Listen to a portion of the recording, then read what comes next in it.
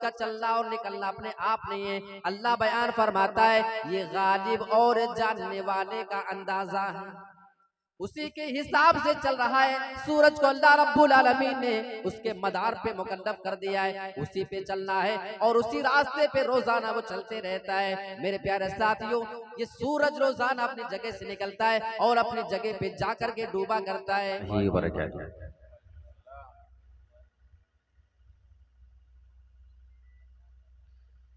इन्नल हम्दुलिल्लाहि नहमदुहु व नस्तईनुहु व नस्तगफिरुह व नऊज़ु बिल्लाहि मिन शुरूरि अनफुसिना व मिन सय्यिआति अअमालिना मन यहदिहिल्लाहु फला मुदिल्ल लहु व मन युद्लिल्हु फला हादिय लहु व अशहदु अन ला इलाहा इल्लल्लाह वहदहु ला शरीक लहु व अशहदु अन्न मुहम्मदन अब्दुहु व रसूलुहु या अय्युहल्लज़ीना आमनु इत्तक़ुल्लाहा हक़्क़ तुक़ातिही व ला तमूतुन्ना इल्ला व अंतुम मुस्लिमून या अय्युहन्नासु इत्तक़ू रब्बकुमुल्लज़ी खलक़कुम मिन नफ्सिन वाहिदह व खलक़ मिन्हा ज़ौजहा व बस्स मिन्हुमा रिजालन कसीरन व निसाअ वत्तक़ुल्लाह अल्लज़ी तसाअलून बिही वल अर्हाम इन्नल्लाह कान अलैकुम रक़ीबा या अय्युहल्लज़ीना आमनु इत्तक़ुल्लाह व क़ूलू क़ौलन सदीदा युस्लिह लकुम अअमालकुम व यग़फिर लकुम ज़ुनूबकुम व मन युतिइल्लाह व रसूलहु फ़क़द फ़ाज़ फ़ौज़न अज़ीमा अम्मा बाद फ़इन्न खैरल हदीस किताबुल्लाह व खैरल हदी हदी मुहम्मदिन सल्लल्लाहु अलैहि वसल्लम व शर्रल उमूरि मुहदसातुहा व कुल्ल मुहदसतिन बिदअह व कुल्ल बिदअतिन ज़लालह व कुल्ल ज़लालतिन फिन्नार। अऊज़ु बिल्लाहि मिनश शैतानिर रजीम बिस्मिल्लाहिर रहमानिर रहीम।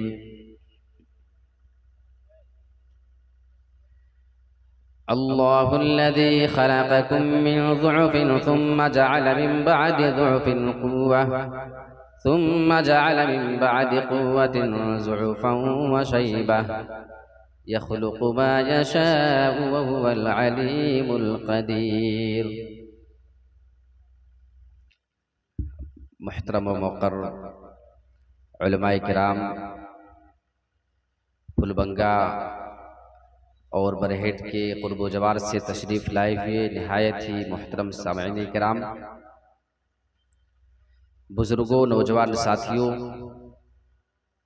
अजीज़ बच्चों, पर्दा नशीन, ख़वातीन इस्लाम, प्यारी माओ और बहनों,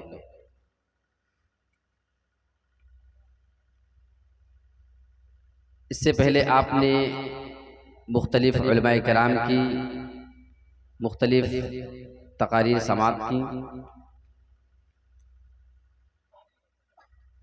मैंने आपके सामने खुतबे मसनूना के बाद कुरान मजीद से एक आयत करीमा की तिलावत की है। उसी आयत की रोशनी में इंशाअल्लाह आपके सामने कुछ अहम बातें करने की कोशिश करेंगे। और पहले मेरा इरादा कुछ दूसरे मौजू पे बोलने का था, लेकिन उसके बाद फिर इरादा बदला और किसी दूसरे मौजू का मैंने इंतखाब किया। अल्लाह रब्बुल आलमीन इस कायनात का तने तन्हा अकेला पैदा करने वाला है और इस कायनात का अकेला वही खालिक है और वही इसका अकेला राज़िक है। पूरी दुनिया में जितने भी जानदार मौजूद हैं, हर एक की रोजी और रोटी का जिम्मा अल्लाह रब्बुल आलमीन ने खुद लेकर के रखा है। दुनिया में कोई ऐसा जानदार नहीं है जिसको अल्लाह रब्बुल आलमीन उसकी रोजी मुहैया ना करता हो। मैं आपके सामने अल्लाह की तौहीद के मुताल्लिक कुछ बातें बताना चाहता हूं। जब तौहीद के सिलसिले में आप बात शुरू करेंगे तो सबसे पहली बात, जो बुनियादी बात है, जो हर एक मुसलमान को जानना इंतहाई ज़रूरी होता है, वो बात यह है कि तौहीद जो अल्लाह रब्बुल आलमीन की है, ये तौहीद की 3 किस्में होती हैं। एक तौहीद रुबूबियत है, और ये हमें पता होना चाहिए कि सिर्फ तौहीद रुबूबियत काफ़ी नहीं है, वरना मक्का के काफिर और मुशरिक भी तौहीद रुबूबियत के कायल थे। अल्लाह रब्बुल आलमीन ने कुरान मजीद में अपने नबी को बाकायदा इस बात की खबर दी है, वला इन सअलतहुम मन खलक़स समावाति वल अर्ज़। ऐ मेरे नबी, अगर आप इन मक्का के काफिरों से, अगर आप इन मक्का के मुशरिकों से सवाल कर लें कि जमीनों को, आसमानों को किसने पैदा किया है, तो इनका जरूर जवाब ये होगा कि इन तमाम को पैदा करने वाला सिर्फ और सिर्फ अल्लाह है। तो रब तो वो अल्लाह को मानते थे, तो सिर्फ रब मान लेना अल्लाह को, ये मान लेना कि उसने पूरी दुनिया को अकेले पैदा किया, अकेला वही इस दुनिया का खालिक है, तमाम लोगों का राज़िक है, सिर्फ ये मान लेने से हमारी और आपकी तौहीद मुकम्मल नहीं होती है। बल्कि तौहीद उलूहियत ये वो तौहीद है जिसको अपनाए बगैर कोई भी आदमी अपने आप को मुसलमान कहलाने का हक नहीं रखता है। तौहीद उलूहियत यानी अल्लाह रब्बुल आलमीन को इलाह मान लेना, अल्लाह रब्बुल आलमीन को अपना माबूद मान लेना, सिर्फ उसी की इबादत करना और उसकी इबादत में किसी को भी शरीक नहीं बनाना, तौहीद रुबूबियत है। तौहीद उलूहियत। एक तीसरी तौहीद जो है वो तौहीद अस्मा व सिफात, यानी अल्लाह के जो नाम अच्छे अच्छे हैं उन पर ईमान लाना, अल्लाह की जो सिफत है उन पर ईमान लेकर के आना। अब एक बुनियादी फर्क आपके सामने यहाँ वाज़ेह हो जाना चाहिए कि अल्लाह रब्बुल आलमीन बहुत सारी सिफात से मुत्तसिफ है।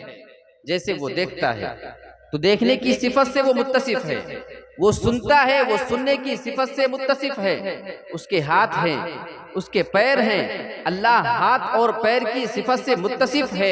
इन तमाम पर वैसे ईमान लाना लाजिम है, जरूरी है, जैसे अल्लाह रब्बुल आलमीन ने खबर दिया है और जैसे रसूल ने हमें और आपको बताया है। एक फर्क है अल्लाह रब्बुल आलमीन की सिफात में और इंसान की सिफात में। देखो, अल्लाह भी देखता है, इंसान भी देखता है, अल्लाह भी सुनता है, अल्लाह भी सुनता है, और इंसान भी अपने कानों से सुनने का काम क्या करता है। लेकिन इसमें फर्क क्या है, ये फर्क का जानना और इस पर ईमान लाना ये हमारे और आपके लिए जरूरी है। अब बहुत सारे लोग कहते हैं कि नहीं, देखो हम अल्लाह रब्बुल आलमीन के लिए फला सिफत को नहीं मानते हैं। क्या वजह है? वजह यह है कि अगर मानेंगे कि अल्लाह की ये सिफत है तो ये मानना पड़ेगा कि बंदों की तरह है। किसकी तरह है ये मानना पड़ेगा। लिहाजा इस बिना पे बहुत सारे ऐसे लोग हैं जो अकीदे में इन्हिराफ का शिकार हैं और अकीदे में गलती पर हैं और अल्लाह के अस्मा व सिफात के सिलसिले में वो इनकार की हद तक चले जाते हैं, या उसमें जो है वो तशबीह करने लगते हैं कि अल्लाह रब्बुल आलमीन की ये सिफत बंदों की तरह है या किसकी तरह है। ये जो है अकीदे में इंसान की खराबी है। अल्लाह रब्बुल आलमीन देखता है, इसमें कोई नक्स नहीं है, कोई ऐब नहीं। वो कितना देखता है, कहाँ तक देखता है। हमारे और आपके लिए तो कोई चीज हाजिर हो सकती है, हमारे और आपके लिए कोई चीज गायब हो सकती है, लेकिन अल्लाह के लिए गायब कोई चीज नहीं, उसके लिए हर चीज हाजिर है। हमारी और आपकी आंखों से दिखाई देता है, हमें आंख तो अल्लाह ने दिया है, लेकिन हमारे आंखों में जो है वो एक कमी है, वो एक नक्स है। हमारी आंखों से कभी कभी दिखाई भी देता है, कभी कभी हमारी आंखों से नहीं भी दिखाई देता है। अब ये जो मैंने आपके सामने अभी चश्मा लगाया हुआ है, काला चश्मा, तो आप ये ना समझे कि ये कोई फैशन है। हमारी ये आंखों की कमी है कि आंख में थोड़ी सी प्रॉब्लम आई, हम मुहताज हैं कि हम चश्मा लगाएं, वरना हमारी आंखों से जो है बराबर कोई चीज दिखेगा नहीं, या हमारी आंखों में दर्द है तो दर्द मजीद बढ़ जाएगा अगर लाइट की रोशनी वगैरह उस पर आती है। तो ये हमारी आंखों की कमी है। अल्लाह रब्बुल आलमीन की भी आंखें हैं, अल्लाह भी देखता है, लेकिन तमाम नक्स से, तमाम ऐब से वो पाक है, उसके यहाँ ऐसी कोई प्रॉब्लम कभी नहीं। इंसान एक हद तक देखता है, मुझे आप दिखाई दे रहे हैं, थोड़ी दूर तक दिखाई दे रहा है, जहां तक रोशनी है अंधेरे में हम नहीं देख पाते हैं। लाइटें बंद कर दी जाए, आपको भी यहाँ पे कुछ दिखाई नहीं देगा। हम देखते तो हैं, लेकिन हमारे देखने की सिफत में कमी पाई जा रही है। ये नक्स है, ये ऐब है हमारी आंखों का कि हम देखते तो हैं, लेकिन जैसा चाहे और जितना चाहे उतना नहीं देख सकते हैं। और ये अल्लाह का बहुत बड़ा एहसान है। अगर हमें पर्दे के पीछे की चीजें दिखाई देना शुरू हो जाए, अगर हम ये आरज़ू करने लगे, अल्लाह तूने हमें ऐसी आंखें क्यों ना दे दी जिससे हम सामने की चीज को भी देखा करते और जो हमारे पर्दे के पीछे हुआ करती है उसको भी देखा करते, हमें दीवार के इस जानिब का भी नजर आता और दीवार के पीछे क्या कुछ हो रहा है वो भी हमें दिखाई देता। अगर हमारे और आपके अंदर ये सलाहियत पैदा हो जाती कि हम दीवार के पीछे की चीज भी देखा करें, दीवार के यहाँ की चीज भी हमको और आपको दिखाई दे, तो ईमानदारी के साथ मैं कह सकता हूँ ये हमारे और आपके देखने की कोई कमाल नहीं होती, बल्कि ये उसमें और ज्यादा कमी हो जाती, बल्कि उसमें और ज्यादा प्रॉब्लम लाहिक हो जाती।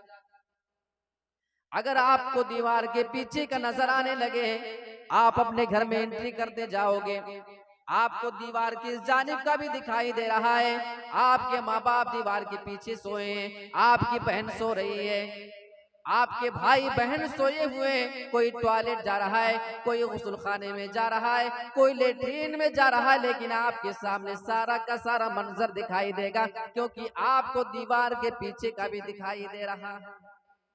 तो ये चीज पैदा हो जाए तो इससे आपकी खूबी नहीं है, बल्कि आपकी प्रॉब्लम है। आप शर्मिंदा हो जाएंगे कि ये सब क्या हो रहा है।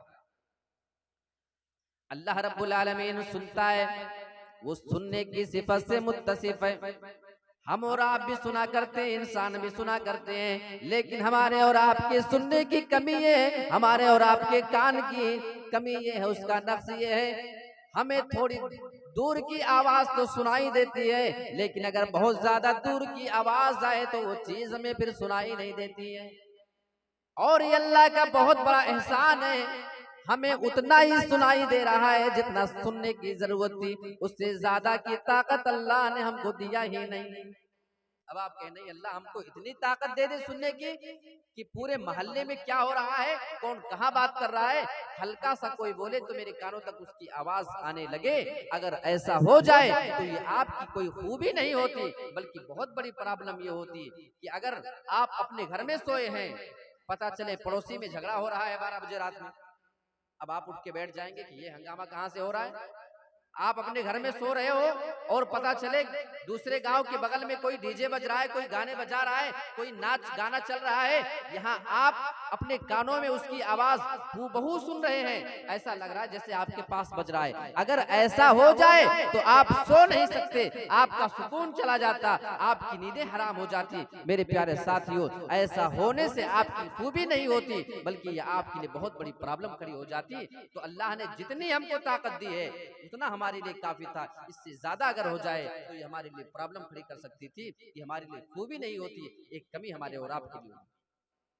तो अल्लाह की तीनों तौहीद पर ईमान लाना ये हमारे लिए जरूरी है।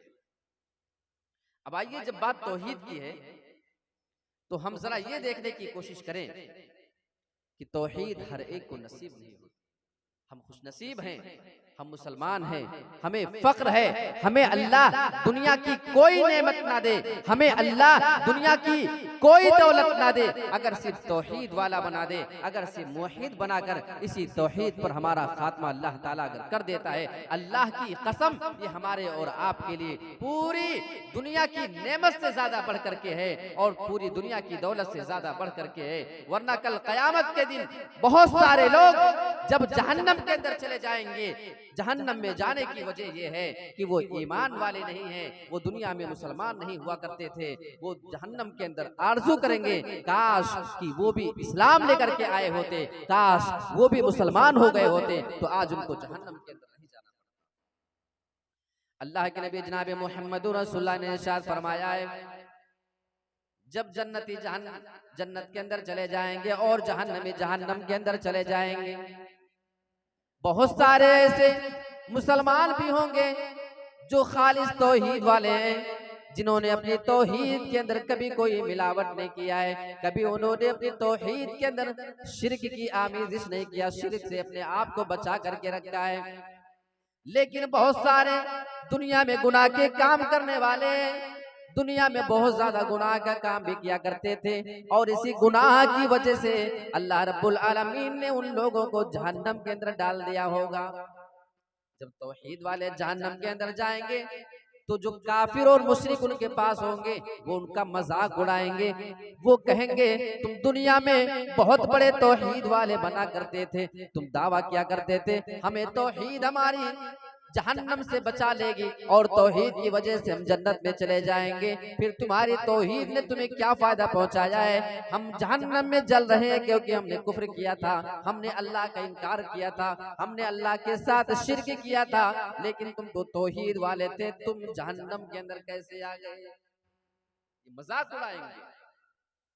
जब उनकी जानिब से मजाक उड़ाया जाएगा, अल्लाह रब्बुल आलमीन उसी टाइम पे अपने तौहीद वाले बंदों को, अपने उन बंदों को जो अल्लाह की तौहीद में किसी को शरीक नहीं बनाया करते थे, अल्लाह ताला उनको जहन्नम से निकाल करके जन्नत के अंदर डाल देगा। जब ये मंजर काफिर देखेंगे, मुशरिक जब ये मंजर देखेंगे कि तौहीद की वजह से उन लोगों को जहन्नम से निकाल दिया गया है, कुरान मजीद में अल्लाह रब्बुल आलमीन ने उनकी आरज़ू का तज़किरा किया है। वो आरज़ू करेंगे लौ कानू मुस्लिमीन, काश कि ये भी मुसलमान हो गए होते।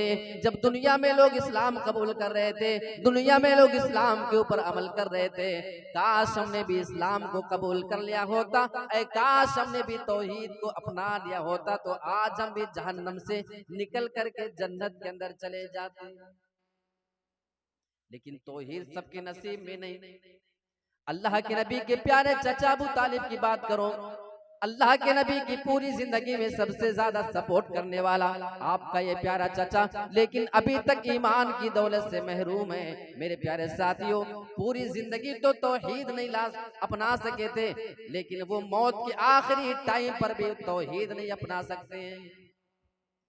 अल्लाह के नबी जब उनके इंतकाल के टाइम पे उनके पास जाते हैं, आप उनके कान में बार बार ये बात कह रहे थे, ऐ मेरे प्यारे चाचा, आप एक बार अपनी जबान से कलमे ला इलाहा इल्लल्लाह कह दीजिए, कुल ला इलाहा इल्लल्लाह। ऐ मेरे प्यारे चाचा, आप एक बार अपनी जबान से कलमे तौहीद का इकरार कर लें। कलिमतन, ये एक ऐसा कलमा है, आप अपनी जबान से एक मर्तबा अदा कर दें, अशहदु लका बिहा इंदल्लाह, मैं अल्लाह रब्बुल आलमीन से आपके लिए सिफारिश करूंगा, मैं अल्लाह रब्बुल आलमीन से आपके लिए सिफारिश कर लूंगा। अल्लाह के नबी बार बार कलमे की तलकीन कर रहे थे। अबू तालिब अपने भतीजे की बात को सुन रहे थे। आप जानते थे मेरा भतीजा झूठा नहीं है, मेरा भतीजा कभी जिंदगी में झूठ नहीं बोलता है। आपकी बातें सुन रहे थे मेरे प्यारे साथियों, लेकिन अबू तालिब के पास उस टाइम पे उनके दो बुरे दोस्त मौजूद थे। एक का नाम है अबू जहल और दूसरे का नाम है अब्दुल्ला बिन अबू उमैया। यहाँ अल्लाह के नबी इस्लाम पेश कर रहे हैं, कलमे तौहीद कहने के लिए बार बार मुखातब कर रहे हैं, लेकिन वो दो बुरे दोस्त उनकी जबान से बार बार ये जुमला निकल रहा था, ऐ अबू तालिब, क्या तू अपने भतीजे के कहने की वजह से अपने बाप दादा के दीन को छोड़ने के लिए तैयार हो जाओगे? क्या तुम इस्लाम कबूल कर लोगे? अगर तुमने ऐसा कर लिया तो लोग तुम्हारे बारे में क्या क्या फिर बातें बनाएंगे। अब आप जरा अंदाजा करो, नबी के प्यारे चचा आपका ये वो चचा है जिससे अल्लाह के नबी सबसे ज्यादा मोहब्बत किया करते थे। आप अपने तमाम चचाओं में जहां दूसरे चचा से आप मोहब्बत किया करते थे, आपके चचा अबू तालिब आपके दिल के बहुत ही ज्यादा करीब रहा करते थे। अल्लाह के नबी बार बार कह रहे थे, आप जरा अंदाजा लगाओ, चचा के इंतकाल का टाइम करीब है। यहाँ आप बड़े बड़े लोगों को दावत दिया करते थे, बड़े से बड़े काफिर को आपने जिंदगी में दावत दिया, बड़े से बड़े मुशरिक को, बड़े से बड़े सख्त दिल आदमी को आपने जब दावत का पैगाम दिया, आपने इस्लाम की जानिब बुलाया, उन्होंने इस्लाम को कबूल कर लिया। यहाँ आपके प्यारे चचा हैं, आपके बुलाने पर भी इस्लाम कबूल नहीं कर रहे हैं, फिर आपके दिल पर क्या बीत रही होगी। ये उस नबी की दावत थी जिस नबी के बारे में कुरान में अल्लाह ऐलान करता है, ऐ मेरे प्यारे नबी, वदाइयन इलल्लाहि बिइज़्निही, हमने आपको अल्लाह की तरफ दावत देने वाला बना करके भेजा है। आपकी जबान में तासीर है, आपके काम में बड़ी बरकत है। आप जिसको भी दावत दिया करते हैं तो ज्यादा उम्मीद हुआ करती है कि वो आपकी दावत को फिर कबूल कर लिया करते हैं। और बड़े से बड़े लोग आपकी बात को समझ जाया करते थे, लेकिन आपके चचा को आपकी बात समझ में नहीं आ रही है। इसकी वजह ये कि इतना बड़ा पैगंबर, इतना बड़ा नबी, इतना बड़ा अल्लाह की तरफ बुलाने वाला यहाँ अल्लाह की जानिब बुला रहा है, और वहाँ उनके दो बुरे दोस्त वहाँ पे बार बार उनको गैरत दिला रहे थे, शर्म दिला रहे थे, खबरदार अपने भतीजे के कहने की वजह से इस्लाम कबूल ना कर लेना। बुरे दोस्तों की बात गालिब आती है। इंतकाल के टाइम पे जो उनकी जबान से जुमला निकला था, वो जुमला ये था कि मैं अपने बाप दादा के दीन पर मर रहा हूँ, मैं इस्लाम को कबूल नहीं कर रहा हूँ। मेरे प्यारे साथियों, अल्लाह के नबी सल्लल्लाहु अलैहि वसल्लम समझ चुके थे कि बुरे दोस्त का मामला कितना खतरनाक हो सकता है। उठाओ अबू दाऊद की एक रिवायत, अल्लाह के नबी सल्लल्लाहु अलैहि वसल्लम ने कुछ अल्फाज यूं दोस्तों के बारे में इरशाद फरमाए, अर्रजुलु अला दीन खलीलिही फलयंजुर अहदुकुम मन युखालिल। अबू दाऊद के अल्फाज है, अल्लाह के नबी इरशाद फरमाते हैं, आदमी अपने दोस्त के दीन पर कायम होता है, लिहाजा अगर किसी आदमी से तुम्हें दोस्ती करना हो, कोई आदमी अगर किसी से दोस्ती करना चाहता हो तो अच्छे से गौर कर ले, अच्छे से समझ ले, देख ले, उस आदमी के बारे में जांच परख कर ले, फिर बहुत ही सोच समझ करके किसी आदमी से दोस्ती किया करे। क्योंकि बात सलफ में से एक सलफ का ये कौल है, अस्साहिबु साहिबु, कि दोस्त खींचने वाला होता है, यानी दोस्त जिस रविश पर होता है, दोस्त जिस रूट पर चल रहा होता है, दोस्त जिस काम पर लगा हुआ होता है, वो चाहता है कि उसका दोस्त भी वैसा अमल करे, वो चाहता है कि उसका दोस्त भी वैसा ही काम करे जैसा काम वो खुद कर रहा होता है। लिहाजा अल्लाह के नबी सल्लल्लाहु अलैहि वसल्लम ने फरमाया कि दोस्ती करना तो बहुत सोच समझ के करना, हो सकता है वो तुम्हारे ईमान में बिगाड़ का सबब बन जाए, हो सकता है वो तुम्हारे दीन में बिगाड़ का सबब पैदा कर दे। मेरे प्यारे साथियों, इन तमाम चीजों पे हमें भी गौर करने की जरूरत है, तो तौहीद सबको नसीब नहीं होती। अच्छा, आइए जरा ये देखते हैं, अल्लाह रब्बुल आलमीन ने कुरान मजीद के अंदर जहां हमें ये बताया है कि वो अकेला इबादत का मुस्तहिक है, उसकी तौहीद के बहुत सारे फायदे हैं, उन्हीं में से अल्लाह रब्बुल आलमीन ने बाज नबियों के वाकयात का तज़किरा किया है, और उनकी मुसीबत के टाइम पे अल्लाह ताला की तौहीद ने जो उनको फायदा पहुंचाया था, अल्लाह रब्बुल आलमीन ने सूरतुल अंबिया के अंदर आयत नंबर 69 में अल्लाह ताला ने हजरत इब्राहिम अलैहिस्सलाम की मुसीबत का तज़किरा किया है। हजरत इब्राहिम अलैहिस्सलाम को आग के कुएं के अंदर डाल दिया गया था। आग इतनी ज्यादा जलाई गई थी, लकड़ियां इतनी ज्यादा इकट्ठा कर दी गई थी आग जलाने के लिए, यहाँ तक ये कहा जाता है कि अगर उस लकड़ी से, उस आग से एक गांव जलाया जाता तो पूरा गांव का को जलाने के लिए वो लकड़ी काफी हो जाता। अब आप जरा अंदाजा लगाओ कि हजरत इब्राहिम अलैहिस्सलाम पे कितनी बड़ी मुसीबत है, लेकिन वो अल्लाह की तौहीद की जानिब लोगों को बुला रहे हैं। आप अपनी तौहीद से कभी बाज नहीं आ रहे हैं। आगे के कुएं में उनको डाल दिया जाता है। हजरत इब्राहिम अलैहिस्सलाम ने इस मुसीबत के टाइम पे सिर्फ अल्लाह को पुकारा है और अल्लाह रब्बुल आलमीन से मदद चाहिए। अब आप यहाँ तो जरा देखो, बड़े बड़े नबी, बड़े बड़े लोग जब मुसीबत में फंसा करते थे तो सिर्फ एक अल्लाह को पुकारा करते थे। अल्लाह फरमाता है वकुल्ना या नारु कूनी बरदन व सलामन अला इब्राहिम। हमने आग को ऑर्डर कर दिया, जब आग में उनको डाल दिया गया, हजरत इब्राहिम अलैहिस्सलाम ने अल्लाह को मदद के लिए पुकारा था। अल्लाह को जब पुकारा तो अल्लाह ने उनकी मदद के लिए बारिश नाजिल नहीं किया।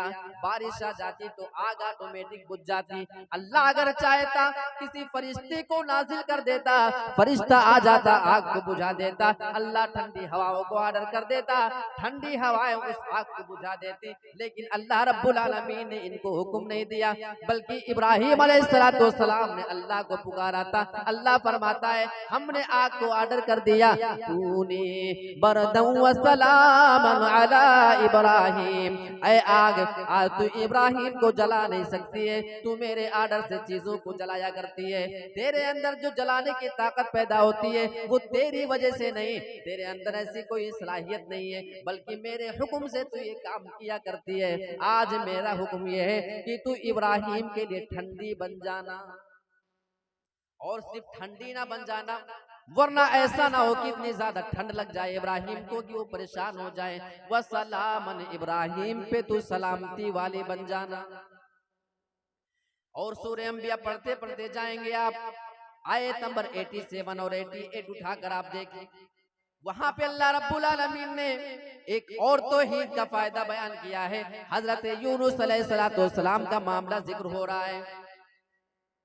पानी में उनको डाल दिया गया है, समंदर में उनको फेंक दिया गया है, मछली ने उनको निगल लिया है, मछली के पेट में जा चुके हैं। अल्लाह रब्बुल आलमीन इस मामले का तज़किरा अपने कुरान में करता है, फनादा फिज़्ज़ुलुमाति अल्ला इलाहा इल्ला अंता। उन्होंने अल्लाह को तारीकियों में पुकारा था, एक तारीकी नहीं बल्कि कई कई तारीकी थी जिसमें उन्होंने अल्लाह को पुकारा था। अब ये 3 किस्म की तारीकी है, एक तो मछली ने निगल लिया, मछली के पेट की तारीकी, और दूसरे रात की तारीकी, वहां का अंधेरा है, और तीसरे समंदर के अंदर समंदर के गहराई की तारीकी और उसका अंधेरा है। अल्लाह बयान फरमाता है फिज़्ज़ुलुमाती, उन्होंने हमें तारीकियों में पुकारा। लेकिन अल्लाह पुकारने का अंदाज बता रहा है, और हजरत यूनुस अलैहिस्सलाम की ये दुआ अल्लाह को इतनी ज्यादा पसंद आती है। क्या पुकार रहे हैं, क्या अल्फाज का इस्तेमाल कर रहे हैं। आज हम मुसलमानों को भी ऐसी दुआओं को सीखने की जरूरत है। अल्लाह बयान फरमाता है उन्होंने जब अल्लाह को पुकारा था तो सीधे सीधे अपनी बात को पेश नहीं कर दिया, बल्कि पुकारने का अंदाज तो जरा देखो, अल्लाह इलाहा इल्ला अंता, ऐ मेरे परवरदिगार तेरे अलावा कोई माबूद नहीं है। यानी पहले अल्लाह की तौहीद का इकरार कर रहे हैं, इन्नी कुन्तु मिनज़ ज़ालिमीन, बेशक मैं जालिम हूँ, मैं इस मुसीबत में आ गया हूँ, इस मुसीबत में आने की वजह खुद मैं हूँ, इसका मैं जिम्मेदार हूँ। ऐ मेरे परवरदिगार सुब्हानक इन्नी कुन्तु मिनज़ ज़ालिमीन, ऐ मेरे परवरदिगार मैं तेरी पाकी बयान करता हूँ, तू तो पाक है, तेरा इसमें कोई कसूर नहीं है। आज हम मुसीबत में हैं, हम अल्लाह को पुकारें। आज हम परेशानी में मुब्तला हैं, हम अल्लाह को पुकारें और ये सोचने की कोशिश करें कि जो हमारे ऊपर मुसीबत आती है इसके जिम्मेदार हम हैं, इसमें अल्लाह का कोई कसूर नहीं है, बल्कि हम खुद अपने अमल की वजह से मुसीबत में फंसा करते हैं। तो जब अल्लाह को इब्राहिम हजरत यूनुस अलैहिस्सलाम ने इस अल्फाज के साथ पुकारा तो रब भी कुरान मजीद के अंदर ऐलान करता है, फनादा फिज़्ज़ुलुमाति अल्ला इलाहा इल्ला अंता। जब यूनुस अलैहिस्सलाम ने अल्लाह को पुकार लिया और पुकारने के बाद अल्लाह रब्बुल आलमीन पे भरोसा उन्होंने किया, अल्लाह बयान फरमाता है फस्तजबना लहू, हमने उनकी पुकार को सुन लिया, वनज्जयनाहु मिनल गम्मी, और हमने उन्हें गम से निजात दे दिया, हमने उन्हें मुसीबत से छुटकारा दे दिया। ये तो यूनुस अलैहिस्सलाम की बात है। अल्लाह रब्बुल आलमीन ने उनका वाक़या बता करके हमको पैगाम दे दिया है। आगे अल्लाह रब्बुल आलमीन एक उसूल बयान कर दे रहा है जो आज तक भी मुसलमानों के लिए बाकी है। वकज़ालिका नुंजिल मुमिनीन, और इसी तरीके से हम ईमान वालों को निजात दिया करते हैं। जो ईमान लाने वाले लोग हैं हम उनको इसी तरीके से निजात दिया करते हैं। आज भी अगर कोई मोमिन किसी मुसीबत में फंसने के बाद अगर खालिस अल्लाह को पुकारा करता है तो अल्लाह का वादा है कि हम उसकी पुकार को जरूर सुनेंगे और उसकी मुसीबत से हम उसको छुटकारा जरूर देंगे। और ये भी आपको बताते चलूं कि तौहीद ये अल्लाह रब्बुल आलमीन का एक हक है, उसके बंदों के ऊपर एक हक है अल्लाह रब्बुल आलमीन का कि सिर्फ उसी की तौहीद को अपना ले, उसके साथ किसी को शरीक न बनाए।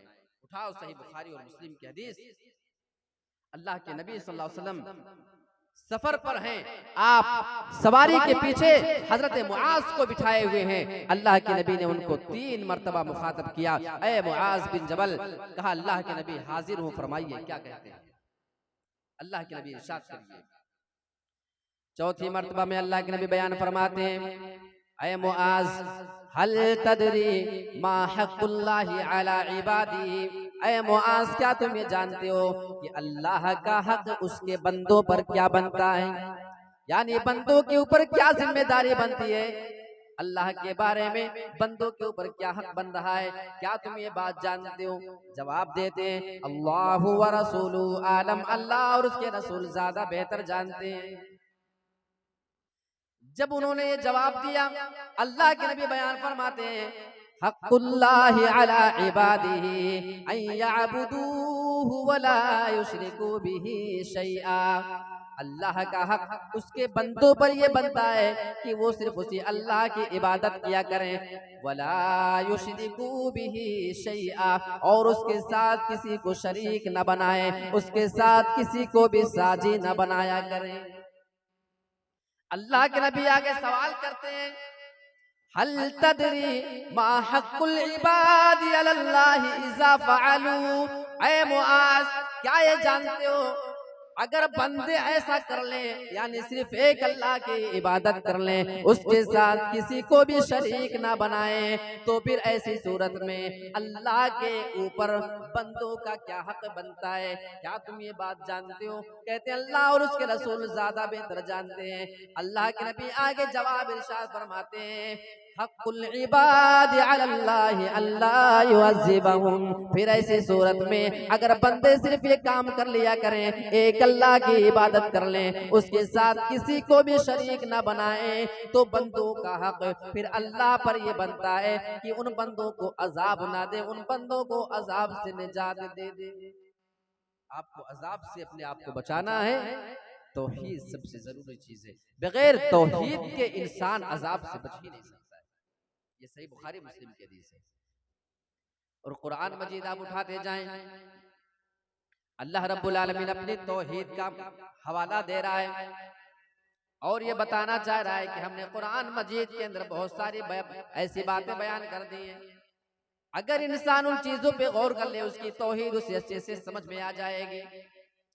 सूरह गाशिया आप कई मर्तबा जिंदगी में पढ़ चुके होंगे। आओ वहां से चंद आयतें लेते हैं। अल्लाह रब्बुल आलमीन काफिरों के सिलसिले में ये बयान फरमाता है अफला यंजुरून इलल इबिल कैफ़ खुलिक़त। ये मक्का के काफिर क्या ऊंट नहीं देखते हैं, कैफ़ खुलिक़त, ऊंट पैदा कैसे किया गया है। अगर ये मक्का के काफिर ऊंट को देख लेते और ऊंट की खिलकत पे गौर कर लेते कि ऊंट को अल्लाह ने कैसे पैदा किया है, तो उसके ऊपर ईमान ले आते। अब सवाल ये पैदा होता है, अल्लाह कह रहा है कि अगर ये ऊंट की तखलीक पर गौर कर लेते तो ईमान ले आते। ऐसी कौन सी खुसूसियत है ऊंट की पैदाइश में।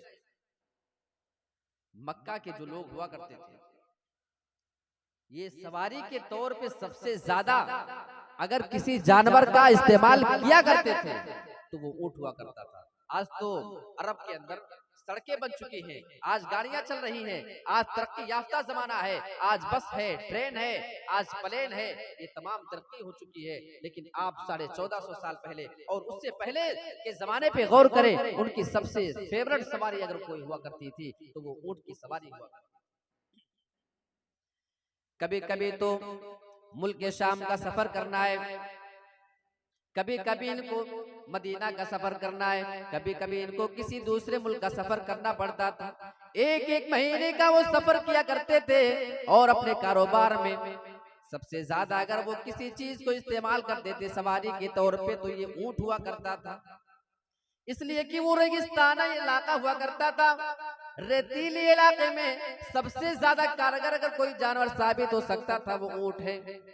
महीनों का सफर करने के लिए आप जानते कि वहां पे ज्यादा तालाब नहीं, ज्यादा झील नहीं हुआ करते थे, बहुत दूर दूर तक उनको पीने के लिए कोई पानी नहीं मिला करता था।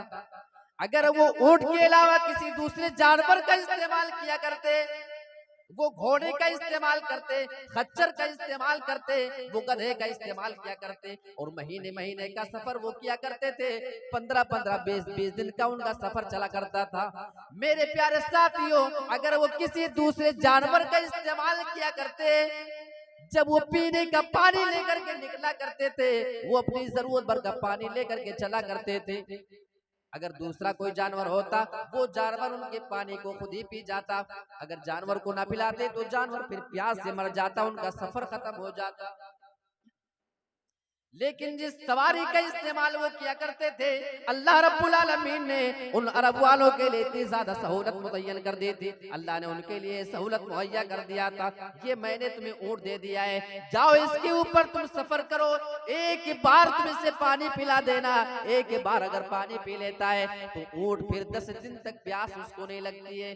10 दिन का पानी वो एक साथ पी लिया करता है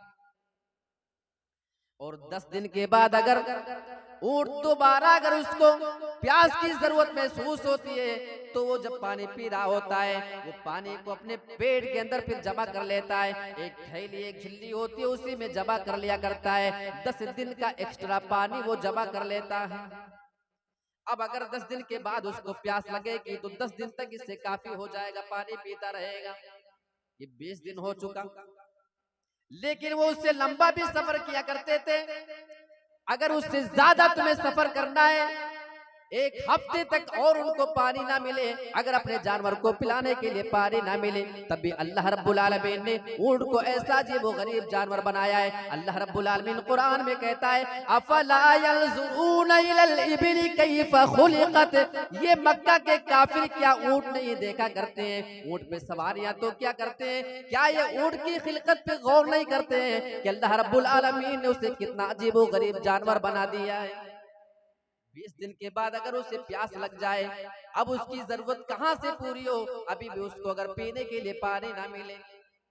आपने देखा होगा ऊंट की पीठ के ऊपर जो उभरा हुआ जो हिस्सा होता है उसका कोहान, वो चर्बी होता है। तहकीक ये बताती है कि अगर 20 दिन के बाद ऊंट को पानी नहीं मिलता है तो ये जो चर्बी है ना, उसके लिए पिघल पिघल करके पानी की कमी पूरा करती है और उसके लिए पानी का काम कर दिया करती है। वो प्यास की वजह से मरेगा नहीं, तकरीबन 1 हफ्ता। तो 10 दिन का पानी पी लिया, अब 10 दिन का एक्स्ट्रा जमा करके रखा है 20 और कम से कम 1 हफ्ता, 7 से 8 दिन तक, तो कितने दिन हो गए? 27 से 28 दिन तक इसको अगर पानी ना मिले चल सकता है। अल्लाह बयान फरमाता है, ऐ मक्का के काफिरों, तुम रोजाना इसी पे सवारी क्या करते हो? एक बार अगर इसकी खिलकत पे गौर कर लेते कि इस अजीबो गरीब जानवर को तुम्हारे लिए बनाने वाला कौन है, तो उसके ऊपर तुम ईमान ले आते। अल्लाह रब्बुल आलमीन ने दलील दी। आप कुरान मजीद में सूरह वाक़िया पढ़िए, अल्लाह ने यहाँ पे अपनी तौहीद की 4 दलीलें पेश की। आइए जरा एक तरफ से इसको देख लेते हैं। अफरअयतुम मा तुमनून अअंतुम तखलुकूनहु अम नहनुल खालिकून। ऐ मेरे बंदो, जरा ये बताओ, तुम जो मनी टपकाया करते हो, तुम अपनी बीवियों से मिला करते हो, तुम मनी टपकाया करते हो, तुम्हारा काम सिर्फ इतना है, तुम मनी टपका करके चले जाया करते हो। अअंतुम तखलुकूनहु अम नहनुल खालिकून। मनी टपकाने के बाद उससे इंसान तुम पैदा करते हो या उसको हम पैदा करने वाले हैं। यहाँ अल्लाह पहली दलील दे रहा है कि ये काम तुम्हारा था, वो तुमने कर दिया। उसके बाद आगे का जो मरहला है, तुम इंसान बनाते हो, अंदर क्या हो रहा है, कैसे हो रहा है, क्या सिस्टम बनना चाहिए, किस तरीके से आगे का मरहला होना चाहिए, इसको तुम करते हो या हम करते हैं। अल्लाह ये अपनी पहली दलील दे रहा है तौहीद। दूसरी दलील अल्लाह खेती के बारे में दे रहा है। खेतियां पैदा करते हो, बीज डाल देते हो, आपने बीज डाल दिया, अल्लाह के सहारे छोड़ दिया, अब उससे दाना उगाना, उससे फसलें पैदा करना, उससे हमारे लिए अनाज पैदा करना, ये अल्लाह का काम है। अल्लाह ने दलील के तौर पे इसको पेश किया है। अफराअयतुम मा तहरुसून, ऐ मेरे बंदो जरा ये बताओ, तुम जो खेतियां क्या करते हो, अअंतुम तज़रऊनहु अम नहनुज़ ज़ारिऊन, तुम खेतियों में फसलें उगाया करते हो, अम नहनु ज़ारिऊन, या उसको उगाने वाले हम हैं। ये दूसरी दलील है। तीसरी दलील अल्लाह पानी के बारे में दे रहा है। अगर पानी ना हो तो इंसान जिंदा नहीं रह सकता है, ये दुनिया मानती है। अल्लाह रब्बुल आलमीन ने पानी को दलील के तौर पे पेश किया अपनी तौहीद के लिए। अफराअयतुमुल मा अल्लज़ी तशरबून, ऐ मेरे बंदो जरा ये तो बताओ, तुम जो पानी पिया करते हो, ये साफो शफाफ पानी, ये मीठा पानी जिसको तुम पिया करते हो, तुम अंज़लतुमूहु मिनल मुज़्लि अम नहनुल मुनज़िलून, ऐ मेरे बंदो ये पानी जो तुम पिया करते हो, जरा ये तो बताओ, इस पानी को आसमान से कौन नाजिल करता है? इसको आसमान से तुम नाजिल करते हो, अम नहनुल मुनज़िलून, या इसे हम नाजिल करने वाले हैं? जाहिर सी बात है, इसका जवाब यह है कि अल्लाह इन तमाम काम को करने वाला सिर्फ और सिर्फ तेरी जात है। अल्लाह चौथी दलील दे रहा है, अफराअयतुमुन नार अल्लती तूरून, ऐ मेरे बंदो जरा ये बताओ, तुम जो आग जलाया करते हो, तुम अंशअतुम शजरतहा अम नहनुल मुनशिऊन, ऐ मेरे बंदो ये जो आग तुम जलाया करते हो, तुम जो आग सुलगाया करते हो, तुम इसके दरख्तों को उगाने वाले हो या उसको हम उगाने वाले हैं? इसका जवाब यह है कि अल्लाह इन तमाम कामों को करने वाला सिर्फ और सिर्फ तू है, इसके अलावा कोई दूसरा नहीं कर सकता है। ये अल्लाह ने चार दलील दिया है। अल्लाह ताला ने एक और अंदाज में अपनी तौहीद को पेश किया है। आइए जरा दूसरी जगह से कुरान मजीद की एक आयत लेते हैं। अल्लाहुल्लज़ी खलक़कुम मिन ज़ुअफ़िन सुम्मा जअल मिन बअदि ज़ुअफ़िन क़ुव्वतन सुम्मा जअल मिन बअदि क़ुव्वतिन ज़ुअफ़न व शैबा यख़लुक़ु मा यशा। वो अल्लाह की जात है जिसने तुम्हें कमजोरी की हालत में पैदा किया है। अब इसका दो मफहूम बयान किया गया है। एक मफहूम ये है कि इंसान कमजोर चीज से पैदा किया गया है, यानी जो मनी है वो कमजोर चीज है, उससे इंसान की तख्लीक की गई है। दूसरा मफहूम मुफस्सिरीन ने यह बयान किया है कि इसका एक माना ये हो सकता है कि इंसान जब पैदा हुआ था तो वो कमजोर था, यानी बचपने की हालत का यहाँ पे अल्लाह तस्करा कर रहा है। इंसान को जब अल्लाह ने पैदा किया तो बड़ा कमजोर था, उस कमजोरी के बाद ताकत देने वाला, उस कमजोरी के बाद तुम्हें जवानी देने वाला कौन है? अल्लाह है। अल्लाह ने इस बात का तस्करा कुरान में किया है। सुम्मा जअल मिन बादि ज़ुअफ़िन क़ुव्वतन, जब तुम पैदा हुए थे इंतहाई कमजोर थे, फिर तुम्हें कमजोरी के बाद ताकत देने वाला वो अल्लाह है, उसके अलावा कोई दूसरी जात नहीं हो सकती है। जब तुम पैदा हुए थे तुम इतने ज्यादा कमजोर थे कि चलने फिरने के काबिल नहीं थे, तुम किसी चीज को सुन करके समझने की ताकत नहीं रखा करते थे, तुम किसी चीज को देखने के बाद उसको जानने और पहचानने की ताकत नहीं रखा करते थे। मेरे प्यारे साथियों, जब इंसान पैदा होता है तो कितना ज्यादा बेबस और कमजोर हुआ करता है। अल्लाह बयान फरमाता है फिर उसने तुम्हें ताकत दे दिया, उसने तुम्हें कुव्वत दे दिया, इंसान जवान हो जाता है, इंसान की हड्डियों में ताकत है, इंसान के पैर में भी ताकत आ जाया करती है। ये सारी ताकत अपनी जगह, लेकिन एक वक्त वो भी आया करता है जब इंसान की ये सारी की सारी ताकत खत्म हो जाया करती है। अल्लाह इसी चीज का तज़किरा आगे फरमा रहा है, तुम जअल मिन बादि क़ुव्वतिन ज़ुअफ़न व शैबा, अल्लाह ने तुम्हें ताकत दे दिया, अल्लाह ने तुम्हें जवानी दे दिया, फिर तुम्हें जवानी देने के बाद अल्लाह ताला तुम्हें कमजोर कर दिया करता है, अल्लाह ताला फिर तुम्हें बूढ़ा कर दिया करता है। इन तमाम चीजों को करने वाली जात कौन है? सिर्फ और सिर्फ अल्लाह की जात। एक बड़ी दिलचस्प बात मुझे याद आई अल्लाह की तौहीद को समझाने के लिए। एक मर्तबा एक आदमी था, वो अल्लाह का इनकार करने वाला था। उसने कहा कि मैं नहीं मानता कि दुनिया को कौन चला रहा है, ये दुनिया का निजाम ऑटोमेटिक ऐसे ही चल रहा है। तो कोई एक बड़े आलिम दीन थे, उन्होंने उसका जवाब बड़े बेहतरीन अंदाज में दिया। जैसा सवाल वैसा जवाब होना चाहिए। इन्होंने कहा कि हाँ, तुम्हारी बात सही है। जैसे तुम्हारा ये मानना है ना कि दुनिया खुद से चल रही है, इसका कोई चलाने वाला नहीं, सब काम ऐसे हो रहा है अपने हिसाब से, तो मैंने भी एक ऐसा मंजर अपनी आंखों से भी एक मर्तबा देखा था। उसने कहा वो क्या, बताओ जरा। तो इन्होंने जिक्र किया कि एक मर्तबा में समंदर के किनारे खड़ा हुआ था, तो मैं क्या देख रहा हूं कि एक कश्ती आती है पानी में, और उसको चलाने वाला कोई ड्राइवर भी नहीं है, ना कोई उसमें मशीनरी लगी है, ना कोई सिस्टम है। ऑटोमेटिक कश्ती आकर के साहिल के किनारे लगी। उसमें कुछ सामान लोड था, सामान ऑटोमेटिक कश्ती से बाहर निकल आया, कोई निकालने वाला नहीं, ना कोई मशीन है, ना कोई आदमी है। और जो सामान बाहर रखे हुए थे उस कश्ती पे लादने के लिए, ये सामान ऑटोमेटिक जाकर कश्ती पे लोड हो गया। और उसके बाद कश्ती घूमी और फिर उसको जहां जाना था सामान को लेकर के चले गए। इस आदमी ने कहा कि तू पागल हो गया, बगैर किसी आदमी के कैसे सामान निकलेगा, कैसे सामान लोड हो सकता है अगर कोई मशीन ना हो, कोई बंदा अगर ना हो। कहा क्यों नहीं हो सकता क्या? बोला बिल्कुल भी ऐसा हो ही नहीं सकता है।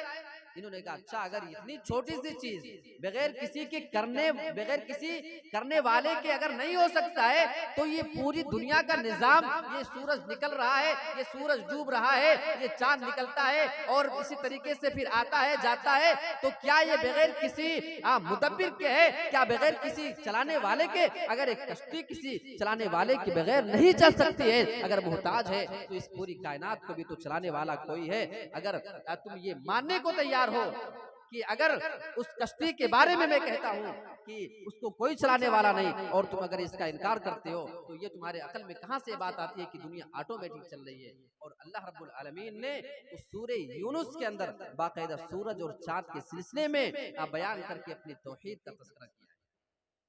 अभी तौहीद के बारे में जब आप बात करेंगे तो आप हमारे बहुत सारे ऐसे भाई हैं जिनकी आप बातें सुने तो लगता है कि मजाका खेज बातें। पहले कुरान मजीद की आयतें देखेंगे, उसके बाद उनकी बात।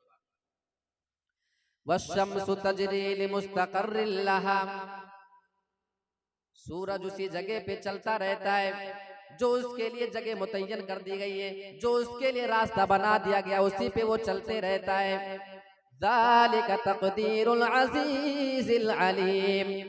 और ये अपने आप नहीं हो रहा है, सूरज का चलना और निकलना अपने आप नहीं है। अल्लाह बयान फरमाता है ये गालिब और जानने वाले का अंदाजा है, उसी के हिसाब से चल रहा है।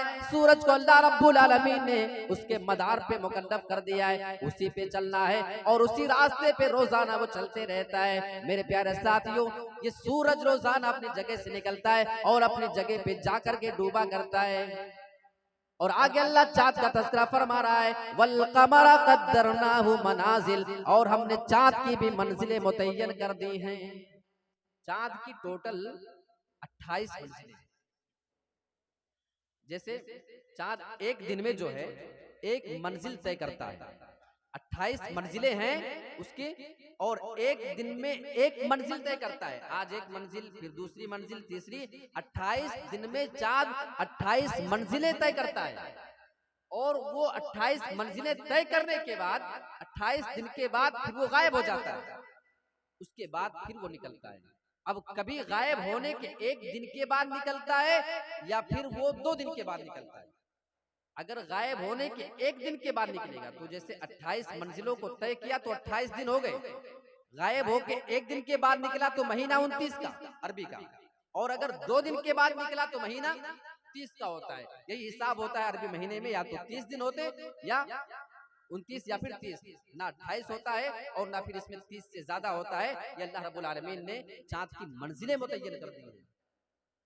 सूरज जब से निकल रहा है वैसे चल रहा है, डूब रहा है। चांद के अल्लाह ने जो मंजिल मुकर्रर कर दी है आज तक उसमें कोई तब्दीली नहीं। आज तक कभी सूरज अपना रास्ता नहीं भूला, आज तक कभी चांद को किसी किस्म की परेशानी का सामना नहीं करना पड़ा। मेरे प्यारे साथियों, आज इंसान की टेक्नोलॉजी है, फ्लाइटें उड़ रही है, मिसाइलें दागी जाती है, रॉकेट चलाई जाती है, लेकिन हाँ इन तमाम चीजों में कमी यह है कि कभी कभी उसमें प्रॉब्लम आ जाती है, उसमें रिपेयरिंग की जरूरत पड़ती है, उसमें तेल डालने की जरूरत पड़ती है। लेकिन अल्लाह तेरी तौहीद पर हम कुर्बान जाए, तूने सूरज को बना दिया, जब से तूने बनाया, जब से वो चल रहा है, जब से निकल रहा है, जब से डूब रहा है, मुसलसल अपना काम कर रहा है। आज तक कभी किसी रिपेयरिंग की जरूरत नहीं पड़ी, आज तक किसी तेल और पानी की जरूरत नहीं पड़ी।